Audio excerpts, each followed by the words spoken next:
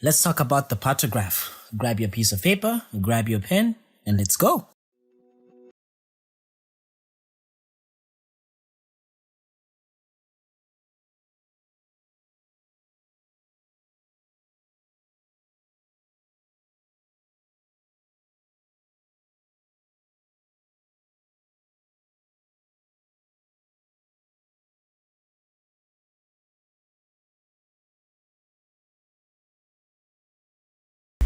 Hello and welcome to MK's Medical Review Series. My name is Dr. Moses Kazevu. This is a series on my YouTube channel where we'll look at medical topics in depth. Today we're going to be looking at the Partograph. So if you haven't yet subscribed to the channel, please hit the subscribe button, hit the bell notification icon to be receiving notifications of such videos every time I post. Drop a like, drop a comment, grab a piece of paper, and let's go. Remember that when you are talking about the Partograph, it's also referred to as the partogram. This is just simply a graphical recording or a graphical representation of the progress of labor. It's going to be a tool that we're going to be using to monitor maternal as well as fetal well-being during the active phase of labor. It can also help us to make decisions whenever we detect any abnormalities in the progress of labor, and it can be used at any level of care. So it can be used at clinics, it can be used at level 1 hospitals, it can be used at pretty much the bigger hospitals. So what are some of the uses of the Partograph? Number one, remember that this is used to detect labor that is not progressing normally. It's also indicated when augmentation of labor is appropriate or required. It's also used to recognize cephalopelvic disproportion long before obstruction actually occurs. This is just some of the things that the Partograph can help you pick out. So what are some of the indicators or some of the parameters that are monitored on the Partograph? You're going to look at maternal indicators as well as fetal indicators. So on the maternal indicators, we're going to be assessing the vital signs, pretty much the heart rate, the blood pressure, the temperature. We also have the time of spontaneous or artificial rupture of membranes, the uterine contractions, usually the number of contractions per 10 minutes and the duration. We also check for the cervical dilatation. We check for the urine output and the urinalysis findings. We also check for some drugs that were given like oxytocin or antibiotics. We also have fetal indicators on the Partograph, such as the descent of the head, the fetal heart rate, the amniotic fluid color, odor, and as well as quantity. And of course, the descent of the head and the head molding.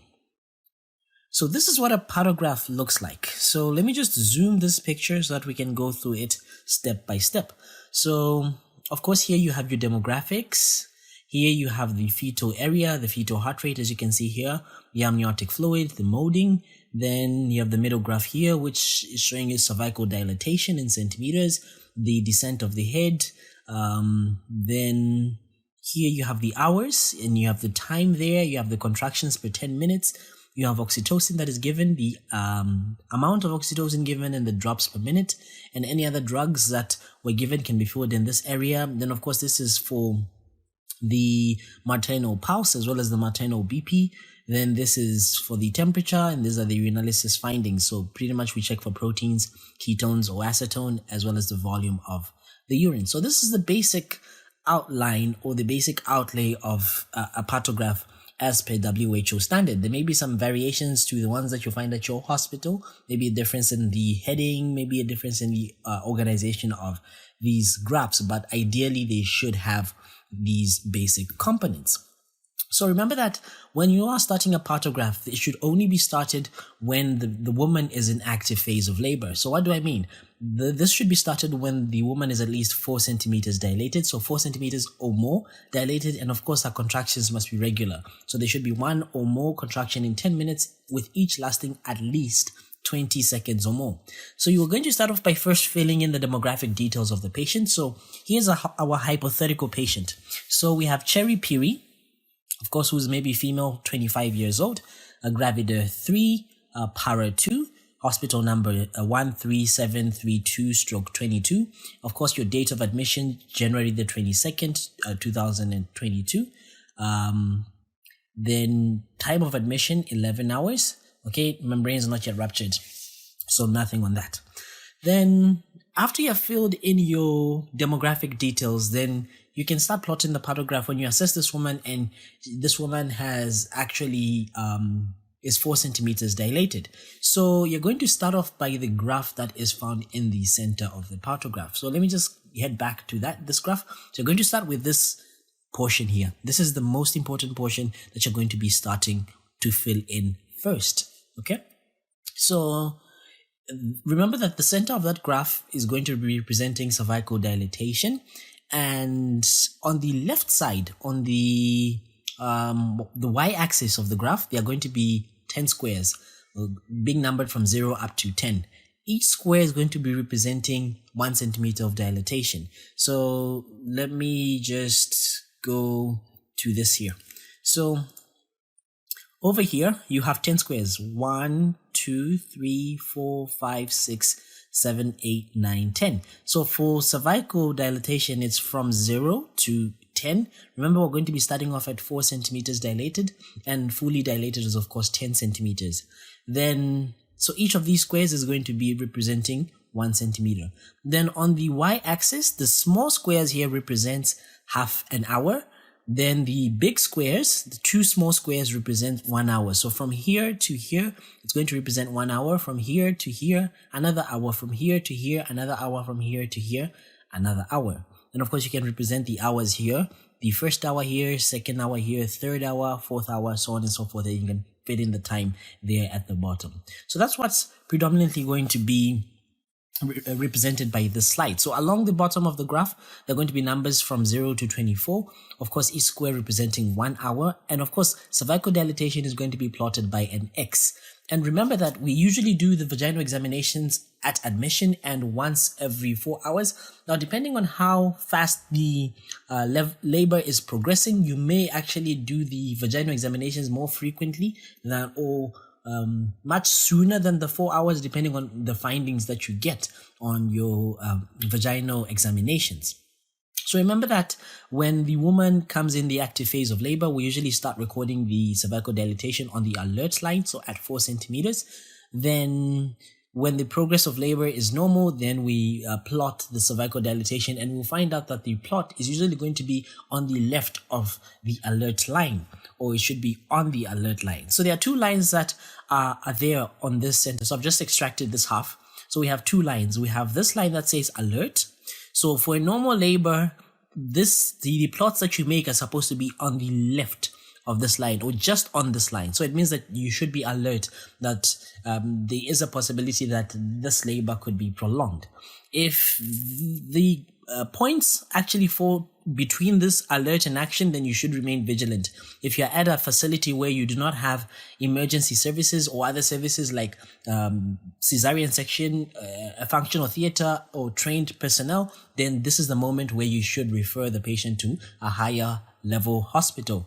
So if you're at the action line, then you must do something. So if you reach this action line, you must do something for the patient. So our patient, Cherry Piri, came in and was at 4 centimeters dilated at 11 hours. Then, of course, after 1 hour, so at 12 hours, we didn't do an examination. We did the next examination after 4 hours, where she was about 9 centimeter dilated, per se.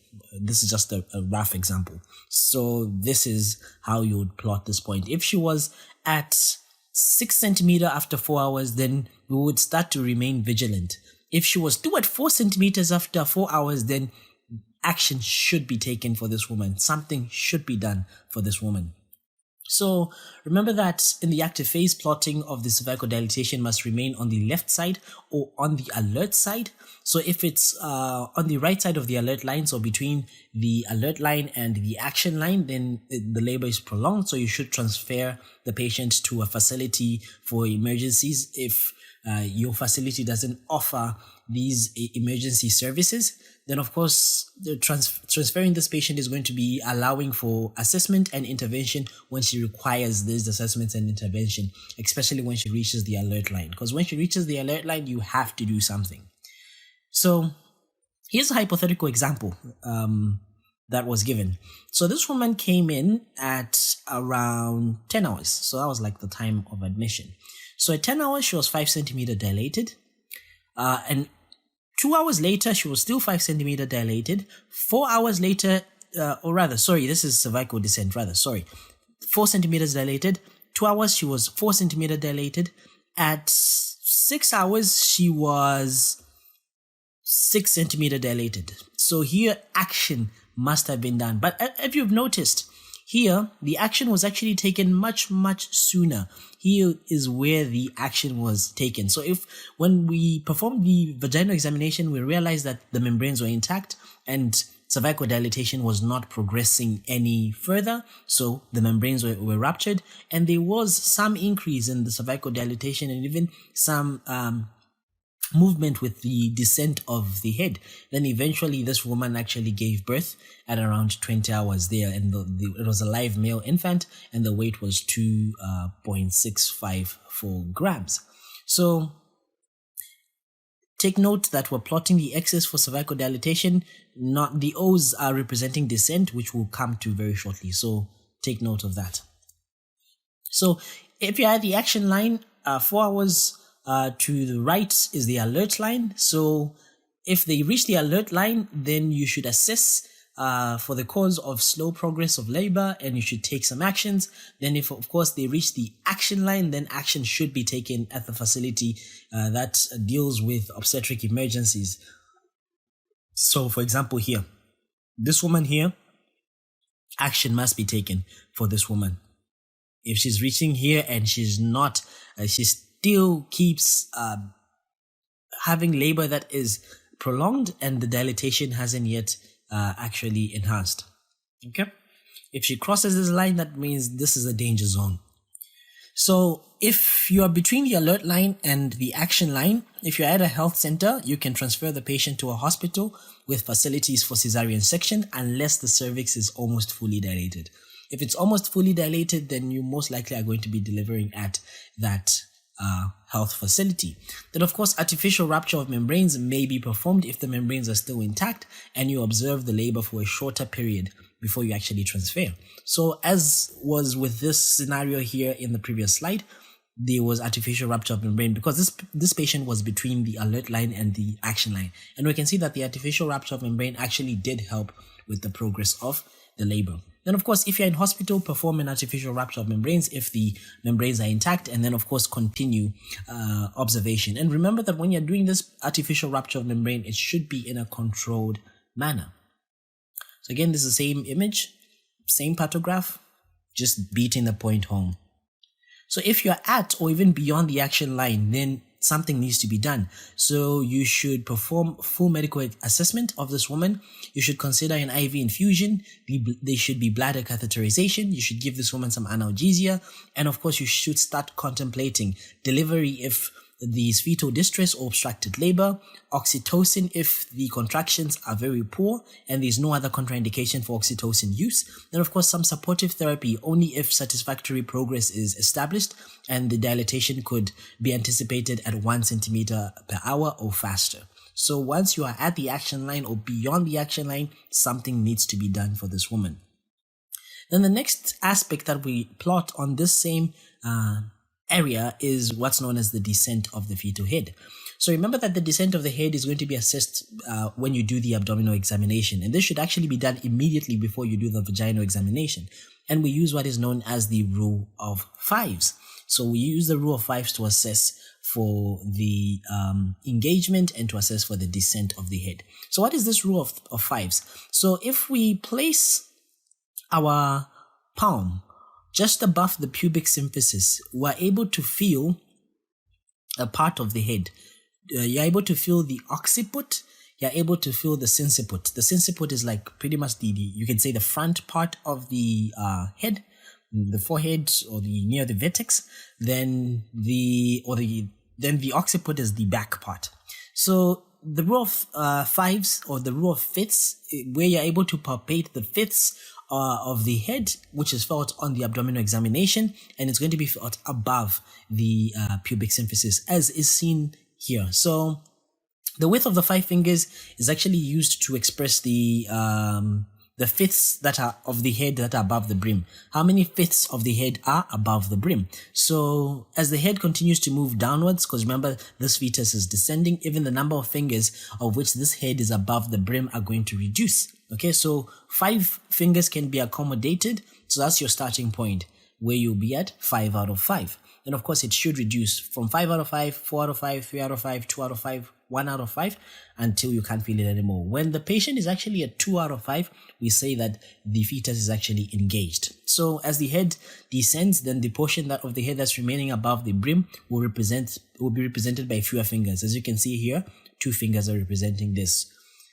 So it's generally accepted that the head is engaged when the portion of the head above the brim is represented by 2 fingers. So the descent, so on the left hand side of the graph is the word descent, and of course the lines go down from 5 to 0. Okay, so you plot zeros, or you plot an O as opposed to an X that we're plotting in cervical dilatation. So let me just go back to this here. So as you can see here, you have 5 out of 5 above the pelvic brim, 4 out of 5, 3 out of 5, 2 out of 5 where it's engaged. You can palpate here the head is completely above the pelvic brim. Here you can palpate the sinciput and the occiput easily. Here you can palpate the sinciput easily and the occiput can be felt. Here you can just feel the sinciput and the occiput. Here you can feel the sinciput, but you can't palpate the occiput. And then here you can't palpate, the head is not palpable because it's completely below the pelvic brim. So once you do this, then you plot it on the graph. As you can see, this is starting from 5 here, descending to 0. So this woman started at here at 1 hour. She was at 3, a descent of 3 out of 5, then completely descended past 6 hours here.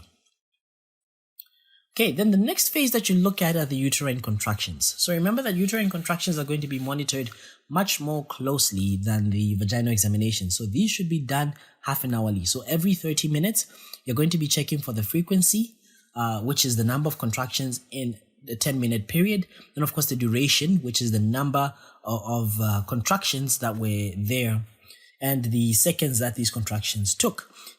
Now, on the Partograph, you have the lines that are going to be representing the contractions just underneath the graph that we just looked at. So let me just get back to the first graph that we had. So this graph. So as you can see here, you have contractions over here. So you have 1, 2, 3, 4, 5 contractions represented here.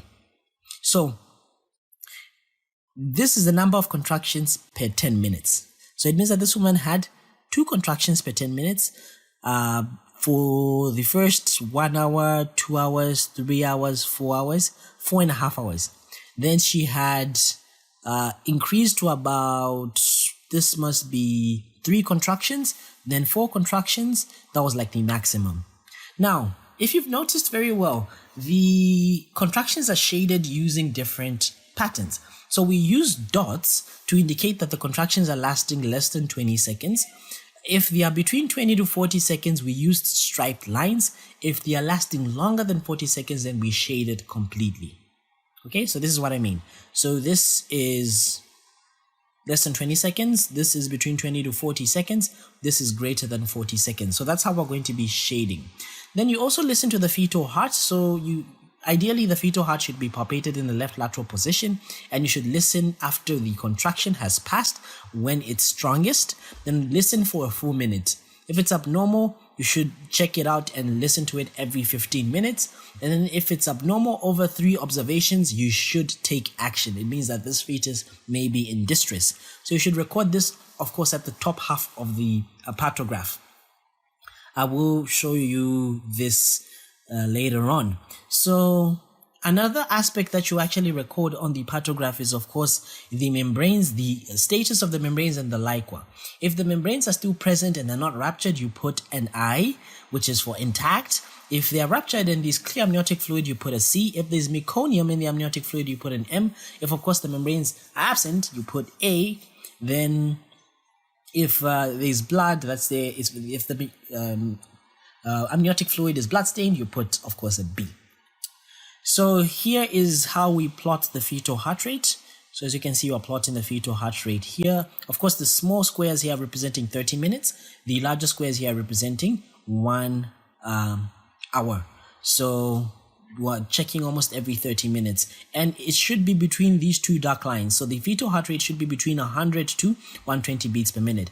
If the fetal heart rate goes below this for 3 consecutive readings, take action. If it goes above this for 3 consecutive readings, take action. And then of course you also record the amniotic fluid just underneath. So here it was clear, clear, clear, clear, clear, clear, clear.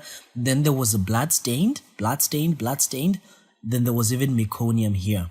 Then we needed to take action. At this point where you have these 3 abnormal readings, start to take action, because this child may be going into fetal distress and you run the risk of losing this child.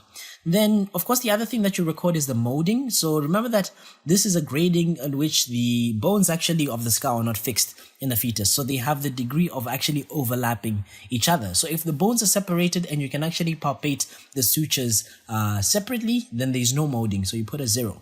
If the bones are just touching each other, you're going to be using a 1+. If they are just overlapping, 2+. If they're severely overlapping, 3+. So it means that this child was actually in fetal distress. This child needed action to be done before running the risk of losing this child. Then of course you should record at the foot end of the Partograph oxytocin if it was given, any drugs that were given. The pulse should be checked every half an hour, the blood pressure every 4 hours or even more frequently, the temperature every 4 hours or even more frequently, depending on the need of the patient. And of course record if there's any proteins, acetone, or any urine, the volume of urine that's going to be produced. So here is the other part. So here we gave oxytocin 10 international units at 15 drops per minute. Then we didn't give any other drugs. This was the blood pressures of the mother. This was the temperature of the mother. This was the, of course, the pulse rate of the mother. This, I think, should be self-explanatory. The BP is recorded using these arrows. Then, of course, the pulse is recorded using these dots. And then the temperature is just recorded in the values. There were no proteins, no ketones, but the volume was 400. No proteins, no ketones, the volume was 300. So this bit here should be pretty much self-explanatory. So that's exactly how you record a Partograph, and I hope you really learned a lot. And the next time that you actually in the labor ward and you have a look at a Partograph, you'll be able to understand what you're looking at. If you did enjoy this lecture, please drop a like, drop a comment in the comment section below, as well as share the link to someone who has so much trouble in understanding the Partograph. Thank you for spending your time to listen to this review lecture video.